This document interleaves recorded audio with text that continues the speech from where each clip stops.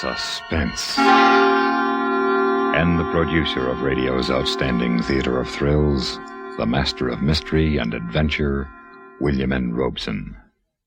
In a niche all his own, apart from other great tellers of tales of terror, stands the moody, dark, and devious genius, Edgar Allan Poe.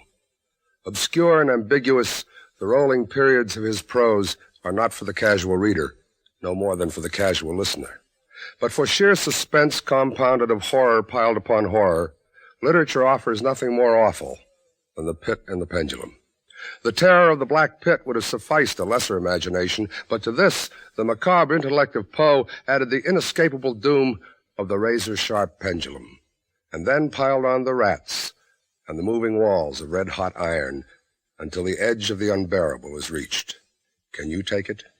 Can you listen through the next half hour? Try. Try to listen to Mr. Vincent Price, starring in The Pit and the Pendulum, which begins in exactly 1 minute. This is Bob Wright with the answer to the greatest challenge in cigarette history. The challenge was... Can a cigarette be made that will give decidedly better filtration and also give easy draw with full, natural tobacco flavor? The answer is Kent. Kent with the revolutionary new micronite filter that gives Kent decidedly better filtration, definitely less tars and nicotine than any other leading filter brand. Kent, filters, best. The answer is Kent with the full, rich flavor of the world's premium quality natural tobaccos and an easy draw. Yes, of all leading filter brands, Kent filters best. Kent, filters, best. Tomorrow, pick up a pack of Kents with a revolutionary new micronite filter and enjoy the most important advance in the progress of filter smoking. Kent, filters, best. And now, Mr. Vincent Price stars in Edgar Allan Poe's immortal story of punishment by terror, The Pit and the Pendulum. A tale well calculated to keep you in suspense. I was sick unto death with that long agony. And when at length they unbound me and I was permitted to sit, I felt that my senses were leaving me. The sound of the inquisitorial voices seemed merged in one dreamy, indeterminate hum, from which emerged the syllables of my name. Captain Jean d'Albret. Good fathers, gentlemen. We hear you, my son. Even now I have no knowledge of where I am or to whom I may be speaking. You're speaking to me, my son. I am Fra Pedro d'Espia, prior of the Dominicans of Segovia, and Grand Inquisitor for all Spain. This, then, is the court of the Inquisition? It is. But I am a French officer. That is true. A soldier and creature of the arch-fiend, the Antichrist, Napoleon Bonaparte, who even now is at the gates of Madrid, while his general La Salle menaces our city of Toledo itself. Nonetheless, I am a prisoner of war. By what right do you try me in this court? Let the clerk read the charges against the prisoner. Item, that on the 4th day of September, in the year of our Lord, 1808, the said Captain Jean d'Albret did wed and espouse that most noble lady, the Doña Beatriz Valdez, niece and ward of the illustrious... One moment. Excellency? This marriage was a deplorable thing, if you like, but lawful marriage, however regrettable in a case like this, is no sin nor crime. There are other matters in the indictment. Then continue, but give us nothing that is not material. Item, that on the 12th of October, 1808, the said Jean d'Albret, being in command of a battery of light artillery, did direct the fire of his guns against the holy church of Santa Marta the Innocent, and thereby, of his wicked malice, destroyed that church utterly. Captain d'Albret, is this charge true? Yes. You admit it. Good father, the church blew up, did it not? Would you boast of your sin, young man? It blew up because it was stored with kegs of gunpowder for your army. I had every right to fire on it. And that is all the defense you have to make? I tell you, I had every right to fire on it by military law. Is military law above God's law? I don't know. I did my duty. Long live the Emperor! Captain Dalbray, mark what I say. No man, however great his heresy, is condemned to be burnt in the fire if he first recant and acknowledge the error of his ways. Do you so? I cannot. I was under orders. I obeyed them. Then, Jean Dalbray, there can be no mercy, no pity, since there is no atonement. The sentence of this court, therefore, is... I had swooned in terror, yet I will not say that all of consciousness was lost. In the deepest slumber, no. In delirium, no. In a swoon, no. In death, no. Even in the grave, all is not lost, else there is no immortality for man.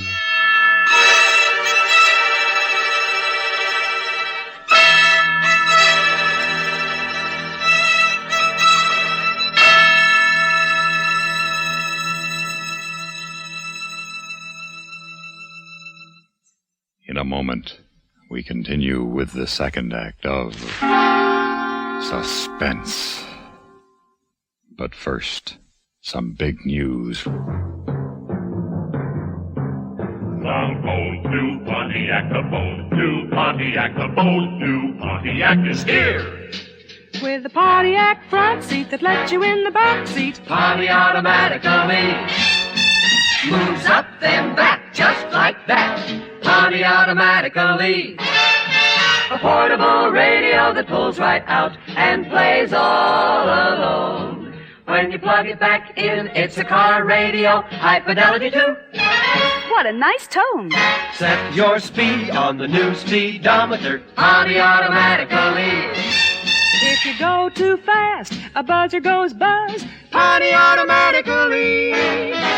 More good reasons you love the bold new Pontiac. Pontiac automatically. The bold new Pontiac is here. And now, Mr. Vincent Price in The Pit and the Pendulum by Edgar Allan Poe. A tale well calculated to keep you in suspense.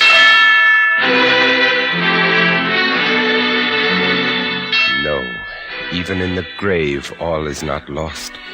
There were shadows of memory which told me indistinctly of tall figures that lifted me and bore me in silence down, down, still down, until a hideous dizziness oppressed me at that descent into the earth.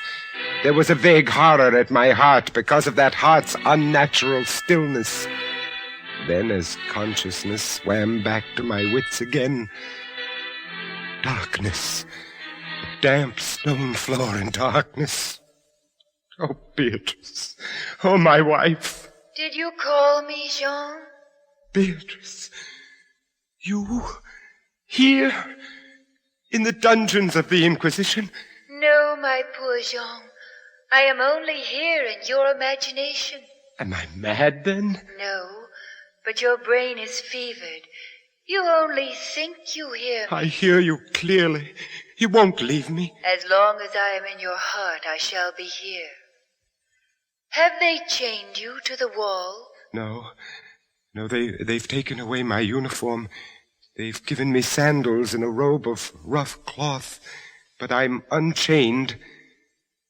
Beatrice, suppose they have buried me alive. Have courage, Jean. You must have courage. Then tell me where you are now, Beatrice, in the flesh, I mean.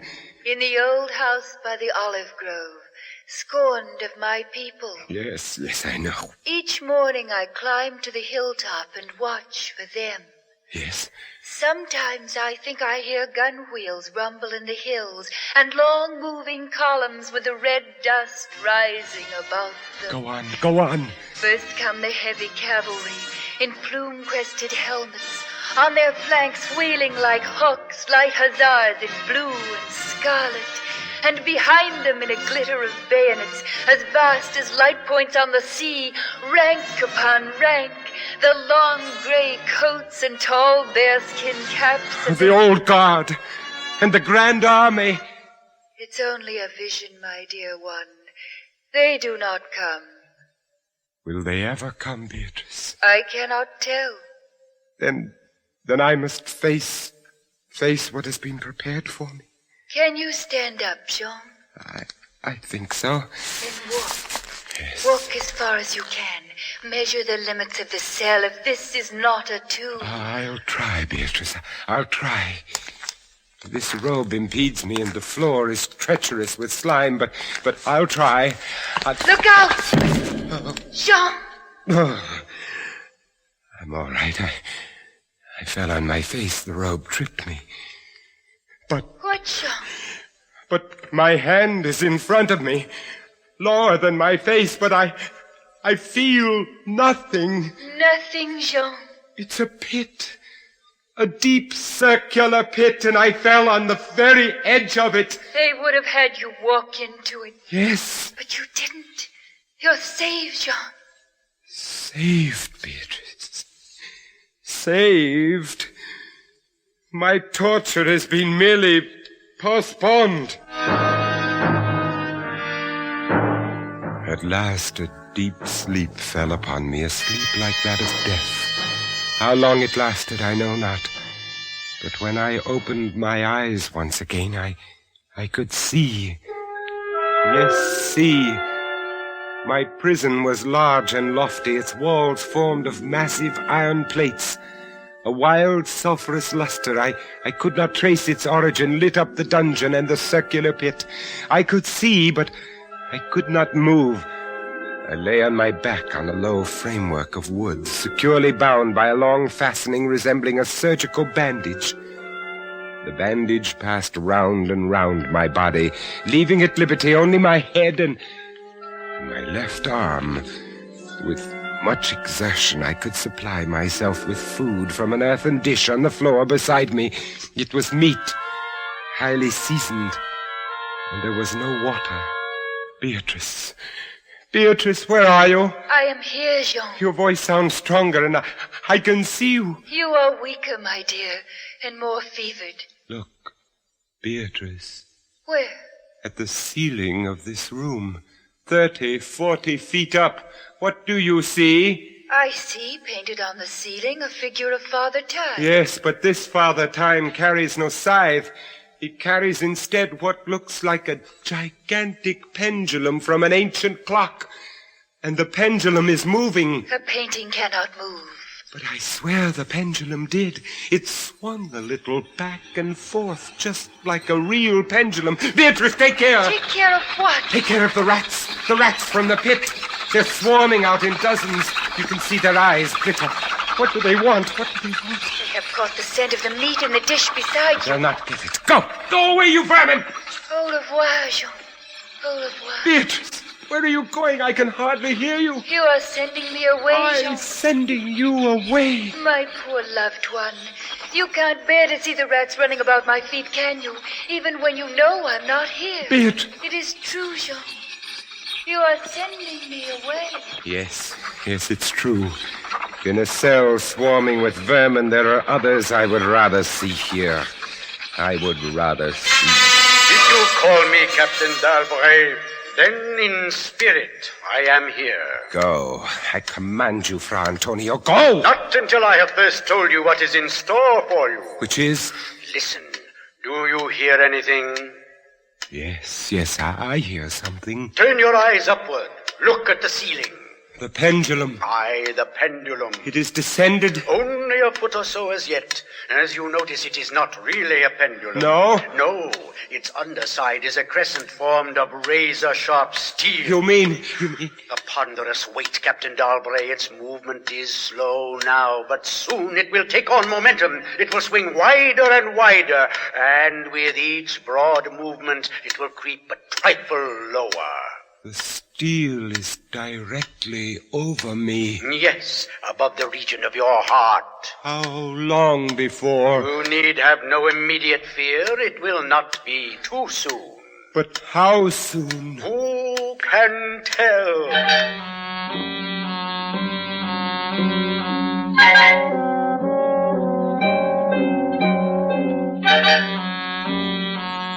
Minutes, hours, days. Who can say how long it was? It might have been many days before that hideous blade swept so closely as to fan me with its acrid breath. Down, still unceasingly, still inevitably down.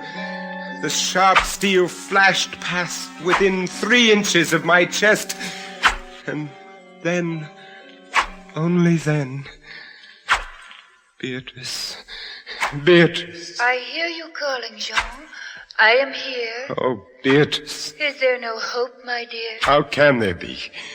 10, 12 more vibrations, and it will fray the threads of my robe, only lightly as a razor in a delicate hand. There will be many sweeps down before it bites deep. I can't escape it, and yet, if only I could use my wits. You kept me away from you, Jean. You locked me out of your thoughts. If I am here only in your thoughts, why should I fear the rat? The rats? The rats? Do they still swarm here? Across the floor and over the meat platter. Yes. They have taken nearly all your food. Yes, they are ravenous. They have sharp teeth. The meat is oily and spiced. If I take what remains of it, scatter, you vermin! Rub that meat on the bandages that hold me here. Try it, Jean, try. It may be too late. If I move my body of a fraction of an inch up, Try it, I tell you, try. Can I stand those rats crawling across me? Can the flesh bear it? Oh, one of them has leaped on the wooden framework. Yes. Another follows. They are gnawing at the bandage. 7, 8 more sweeps of the pendulum. Does the bandage give way? Lie still, Jean, lie still. 10, a dozen rats now. Is death, I wonder, worse than this disgust? A dozen sharp knives could do no better. The bandage has loosened to ribbons. If you move sideways, carefully, and drop to the floor. Beatrice, I can't move. My arms and legs are numb. There is no the power steel has frayed your robe. A minute more will be too late. Try. Then with all the strength that is in me and the hatred I bear my enemies... You're free. Yes, the second time I'm free. See, Jean. The pendulum stops. They are drawing it back up through the roof. Each move I make is watched. You never doubted that? No. Yet with all they could do to you, they have failed twice. They will not fail a third time, my dear. Listen. What do you hear? A groaning. A grinding as of metal. It is only the cogwheels of the pendulum. I think not, Beatrice. Why not? It seems to come from behind these iron-plated walls. It seems to shake the dungeon as a mill wheel might shake at it. Stand up, my poor Jean. Get up off your knees. I can't endure any more. Don't you sense even now the odor of the heated iron? Heated iron? Yes, the walls are beginning to glow red. Oh, Beatrice, I have been much humbled. But I won't have you see me in tears. I order you to go. Jean, in the name of heaven. Yes, in the name of heaven, go.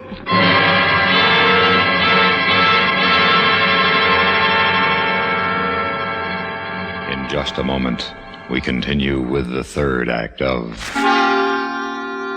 Suspense. More families, far more families, use Ex-Lax than any other laxative. Ex-Lax is the preferred laxative for one important reason.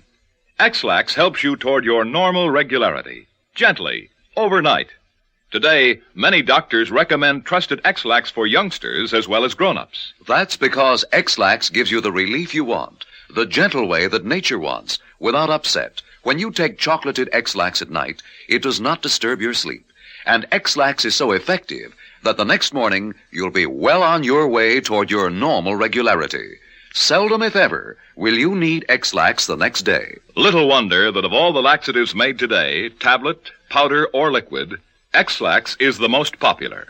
Next time, Any time that you or any member of your family needs a laxative, make that laxative pleasant-tasting chocolated Ex-Lax. Introductory size, only 15 cents. And now,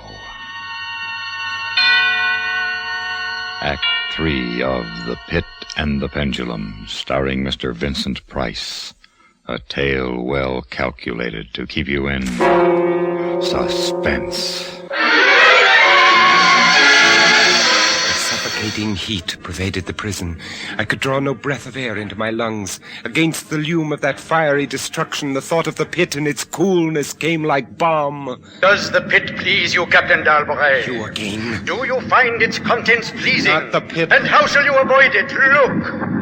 This dungeon has changed its shape. That is true. The walls are closing in. It was formerly a square, and now it is flattening slowly towards the center to force me into the pit. Of course. It will force you along with me. Again, apparently, you must be told, Captain Dalbray, that you are speaking only to your own sick fancy. I am not here at all. Farewell.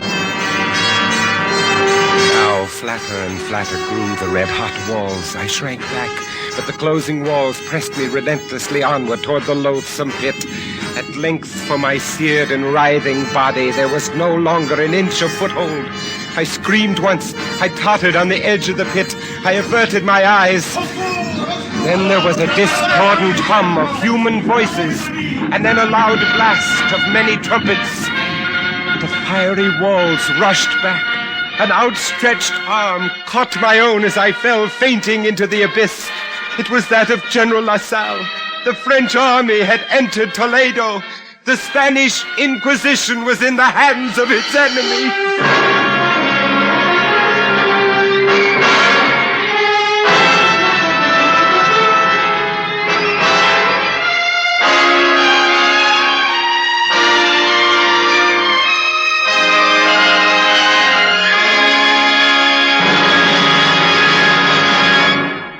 Suspense, in which Mr. Vincent Price starred in William N. Robson's production of The Pit and the Pendulum by Edgar Allan Poe, adapted for suspense by John Dixon Carr.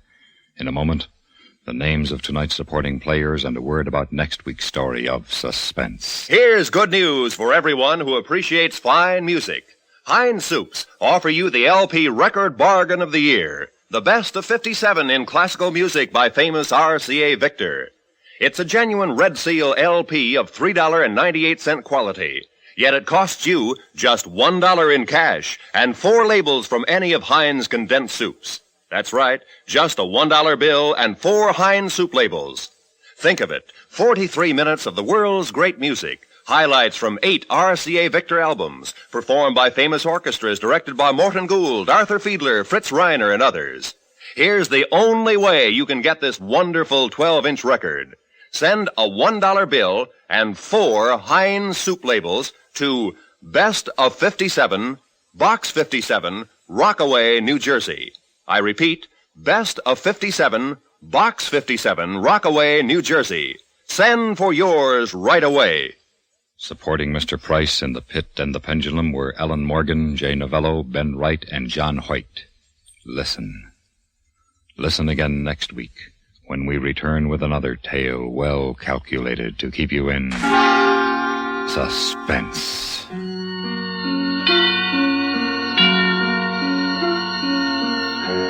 America listens most to the CBS Radio Network.